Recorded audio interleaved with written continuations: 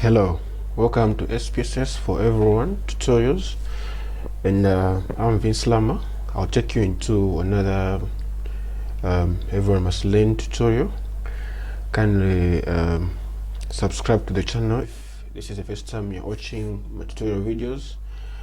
I assure you you have the best of knowledge in this tutorial.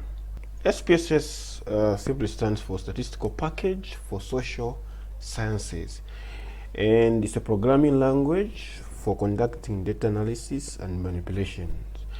What this simply means is that you can use SPSS to run certain commands to do your analysis and manipulations. So some of the things I'm going to explain them in these same slides, and then we can say that it's a package which is used in different fields such as medicines, industries, economics, education, etc., etc. And SPSS is used for data entry, data management, data presentations. So SPSS has mainly three types of windows, which in this tutorial we're just going to look at two. I'll show you these two windows that we have and what they contain, what they are all about, and what we can use them for. So to start with, this window is actually what we call data editor.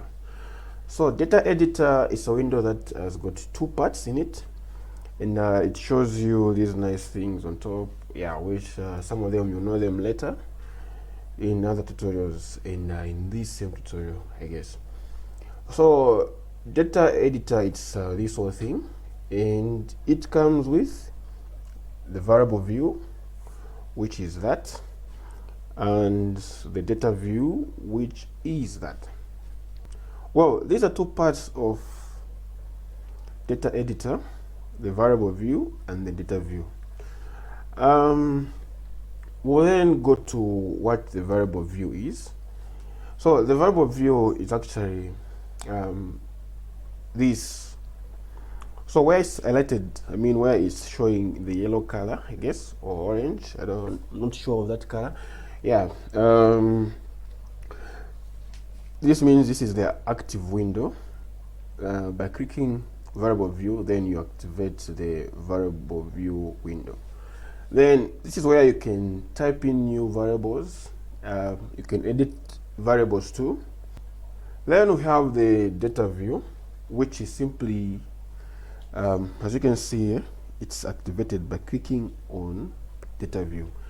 Data view comes by default. I mean, if you open SPSS, it opens in the data view, and it has this inactive words on top, which is var, which simply means variable. In this field, you can enter your data. That's after you define the variables here, and you can browse through the variables. And if you open an already existing file, which SPSS can read, you can also try to check through if the data is okay, if they're missing numbers or any other things. So same by default, it brings these inactive variables, which it's empty. They're inactive because there are no any data here, and no any variables are defined in this other one. Then the variable view, if you can take a close look at it, it's so similar to Excel worksheet. In Excel, it's actually a different variable, D, B, C, D, just like that. What am I trying to say? The worksheet in Excel, it's so much similar to the variable, the data view in SPSS.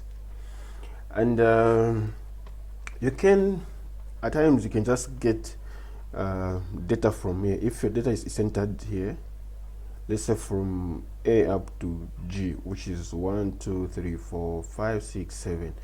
If you have data up to maybe let's say 7 variables here, you can even copy from here. If you have defined your variables nicely, then just come here where it's 1 to 20, then paste them there, and your data will be pasted here. So that's one way you can enter data in data view. The output window is another window that we're going to look at. Yeah, so basically there it's telling me that I've got this number of days for SPSS to expire. Anyway, forget about that. But let's look at this. So it's saying new file, then dataset name, dataset 1 window equal front. Okay, this window simply it keeps tracks of all changes made to the data, and whatever that you'll be doing here. If you generate new variables, and it will show you here that okay, you've done this and that. Then if you split your data, it will show here, and tables, graphs, charts that you generate, they will all appear in this slide. I mean this side of the window, and this is where it will show the log, where you clicked, what happens, something like that. Oh, okay.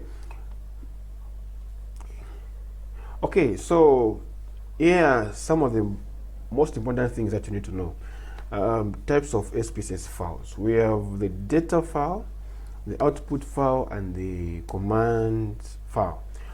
Then these are just saved by this at the end. So if it's a data file, it will be saved as .sav at the end. Then output file, it will be saved .spo. Then commands or syntax file to be saved as SPS. So these are the 3 types of files which are more important in SPSS.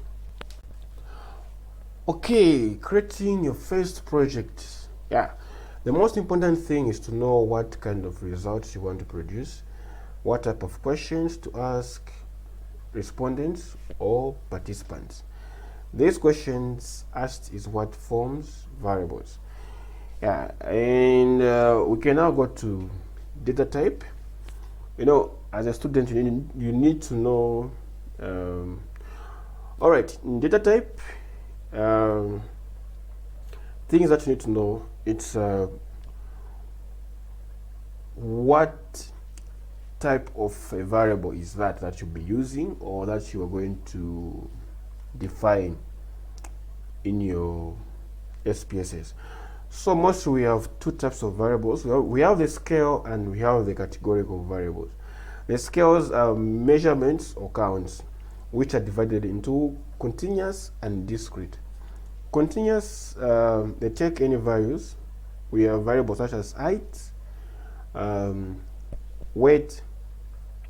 Then you can talk of income. That's if it has decimal places. It's not in exact figure. Then we have the discrete, which are integers. By integers, we simply mean they don't have a decimal point in it. Example of variables are number of children, age. Yeah. Then on the categorical variables, we have the ordinal variables, which are obvious order types of variables, such as liked scale, questions that you say strongly agree, yeah, something like that. So okay, then we have the nominal variables. Nominal variables have no meaningful order. We can talk of gender. In this case, gender is being used for male or female. This slide is taken from Tutor's Quick Guide to Statistics. You can check on it on Google. Just type that and put PDF, then the slide will come. You will learn more things in that. Then let's go to the most important parts that we'll be dealing with. That's the first thing. It's in the variable view. We have the name there. So the name is this is simply where you type in your unique variable name, which can be var1 age q underscore. The q underscore, it's because SPSS does not allow characters, I mean a space character, on these fields, the name field. You can type var space 1. It's going to give you an error message. So the best thing to do is just to type, let's say var then underscore 1, the way it's being done here. Yeah, this is where you can type in your name. I mean the name for the variable, not your actual name, but the name for the variable. Then we have the type. You also need to know the variable type. By this we mean it being numeric, comma, dot, scientific, notation, date, yeah, string. So most will be using numeric variables and date variables and string variables. So numeric variables, we can talk of the scale ones, scale, and even ordinal and order, they can be numeric. Then the string, it's it can be well, it can be a variable that requires someone to explain. For example, let's say name. You can't quantify a name because you don't know what that person is. The person will type in their names, blah blah blah blah blah blah blah, and it will come there. So if you're asking someone's full names, then the on the type you need to put string. Then we have the width here. The width and decimal. I'm going to explain them here and demonstrate so that you understand. The width, which is 8, for this variable, it will simply mean that you type in 8 characters, and in which you have got 2 decimal places. If you don't want decimal places, you can put 0, and for the width, it depends with the type of variable that you have. So I'm going to demonstrate these 3 things. Yeah, let me just open. Yeah, so we're talking about the width, or the width, how others would say, the width. Yeah, basically these are talking about number of characters to use. So by this we simply mean the number of letters or numbers that will be in that variable. If your variable is age, assuming that your youngest person is 0 and the oldest is assuming it's 100 years old, then you can look at these, mean the largest number here, which is 100. 100 has got 3 characters, or there are 3 numbers, 1, 2, 3. A 1 is 0 and another 0. So your width here is going to be 3, meaning that it's on this type of variable, SPSS is going to allow you to enter numbers from 0 to from 0 to 999. The reason why it's 999 is because here we have 3 characters, and the 999 is 3 characters. So if someone is 1000 years old, then SPSS is going to, it's going to bring an error message, and it's not going to allow you to enter that because it's above what you've defined. And in case we're entering a string variable, let's say name, let's say this is Vince Lama, no space. Then we have names again such as Elizabeth,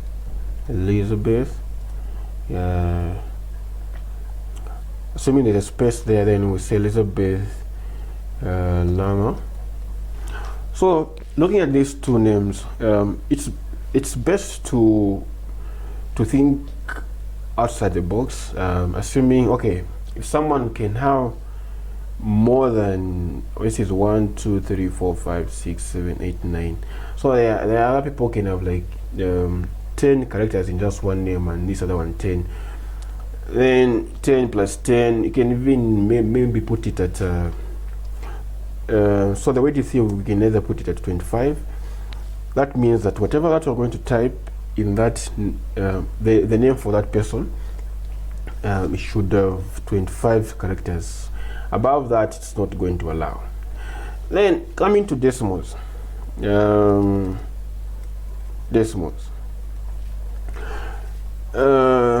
we are going to look at things like height. Well, if we're talking about someone's height, assuming this guy that is 1.67 centimeters. No, this is too low. 1.69 meters. Yeah. And then assuming this is the average height that we have, and you'd say, okay,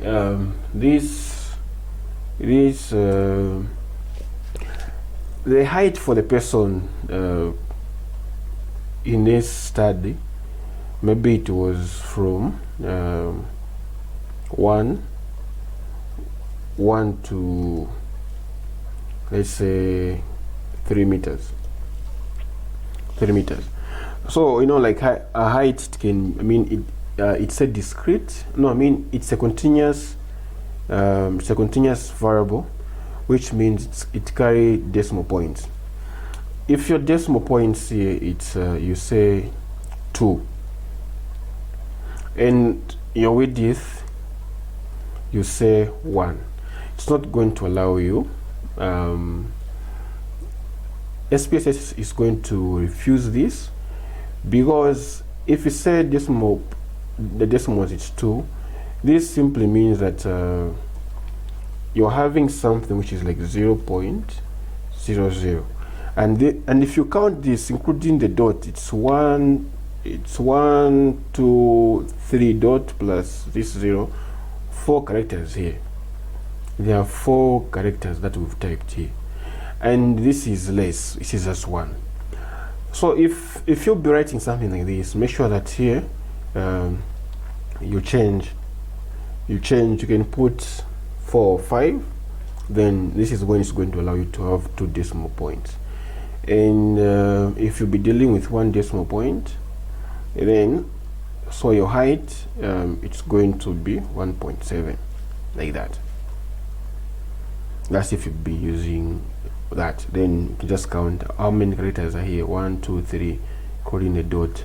Then you can say 3, meaning if you type in something like this, it's not going to allow you, because this means there are 4 characters, and on our width, it's we have 3 characters. Let's hope that's so much clear to you. Then from the decimal, we'll go to labels. So a label is the full statement of the name. If your name is age, the label will be age of the person. So you type in the label here. So another name would say age, then we say numeric, width we put there, decimals we put if it's needed or not. Then here you can ask a question now, how old are you, or age of the person, or just simply age. Yeah, you can type in that. So you are just if you have a questionnaire, this is best where you type in the full question, the way it's appearing in the questionnaire here. on the label. And it's been typed there, and we have the values, which is the next part. The values, the value is actually what stands for something in numeric terms. If your variable is gender, then you know that you need to differentiate the males from females. You can say, okay, all males will be 1 and the females will be 2. So you can type in value 1, then label, you put male, then add, then 2 female, then add, just like that. If it's education level, you can put in maybe 1 no education, then you put there, then 2 primary, just like that, and keep on adding them until you have a full set. And you click OK, then that will be done. And we'll look at also measure. Measure simply you are defining if this variable is a scale, ordinal or nominal. Remember that slide on data type. So we know that age it's a scale, then gender it's nominal. Then if you have a question that is ranking things, then you can put ordinal there. Then lastly, we can look at the missing values. So for missing values, for example, if you are typing in things like I would say age, so let's open that.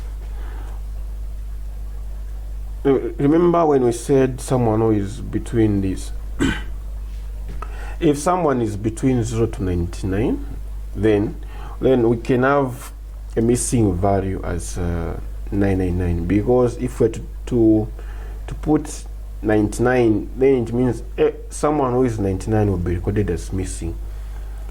So in this case we put 99. It should be a unique value which are going to enter to represent that this is missing, and that value shouldn't fall within the category that you've set. I mean this interval. If you're going up to 9, you know that you are looking at maybe, let's say, age groups, and we have maybe, let's say, 1 to 9. Then mean that you can put your missing value at 99 because it's above 1 character. 1 to 9 is just 1 character, and missing should get at least a higher value on that, or you can put a negative sign, a value, to represent that. So you can, if it goes up to 99, then you can put a negative value to put because it does not fall between 1 and 99. This is negative 99, which is smaller than that. Yeah, basically this is what you need to know about the variable view part.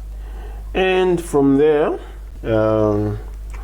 we need also to understand now further things in this slide. So